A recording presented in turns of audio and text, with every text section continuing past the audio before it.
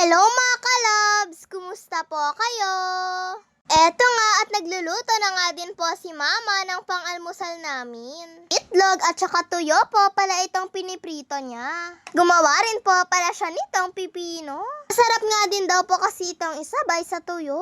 Yung ganitong pipino nga ay gustong gusto po ni mama. Medyo late na nga din po kaming gumising yan dahil wala naman po kasi kaming pasok. Habang hinahalo nga po ito ni mama ay amoy na amoy nga po yung bango niya. At dahil nga po siguro yun sa bawang at sibuyas. Pagkatapos nga pong magluto ni mama, eto at kumakain na nga din po kami. Batil po pala yung itlog na pinaluto ko kay mama. Pero yung sa kanila ay sunny side up. Medyo namimiss ko na nga din po kasing kumain ng ganitong itlog eh. At dahil bawal naman po ngayon ng karne mga kalabs, ay isda nga po munang lulutuin natin.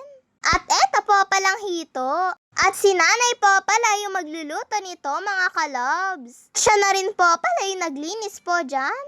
Pagkatapos po itong isa-isang pinahiran ni nanay ng asin. At nung nahiwa-hiwa na ay binuhusan niya naman po ito ng mainit na tubig. Para daw po mawala yung dulas. Binabad nga lang po ito ni nanay ng saglit tapos sinugasan niya po ito ulit. At eto mga kalabs, dito niya na nga din po sa kaldero lulutuin. Ang sikreto nga po ni nanay na pampasarap dito ay eto nga pong alak. Konti lang naman po yung nilagay ni nanay. Tapos nilagyan niya na nga din po ito ng kamatis, luya, bawang at sibuyas. Pagkaluto nga, eto at nagpatong na nga din po si nanay ng sibuyas. Dagdag aroma nga daw po kasi ito.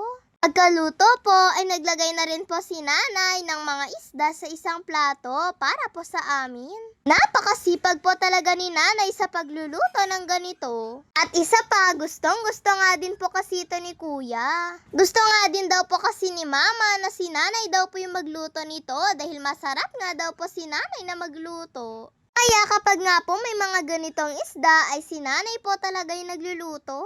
At nung pagka-uwi po pala ni mama sa ulam namin ay kumain na nga din po kami kaagad. Sarap nga pong kumain ito kapag po mainit. Tuwang-tuwa nga din po si kuya dahil gustong-gusto niya nga din daw po yung ganitong ulam. Maski nga po si papa ay gustong-gusto niya nga din po ng ganito. May duty po pala si papa dyan at mamaya pa nga po siya uuwi kaya syempre titirahan po namin siya.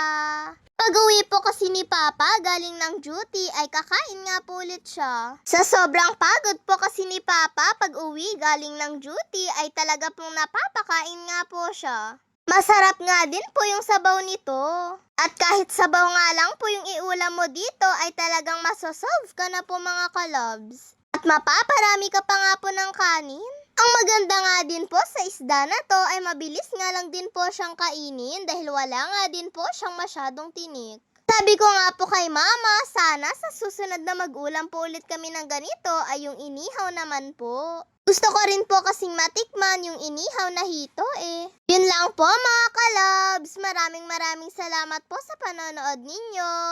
Mag-iingat po kayo palagi. God bless to all. Bye-bye po. Kain na rin po kayo mga kalabs.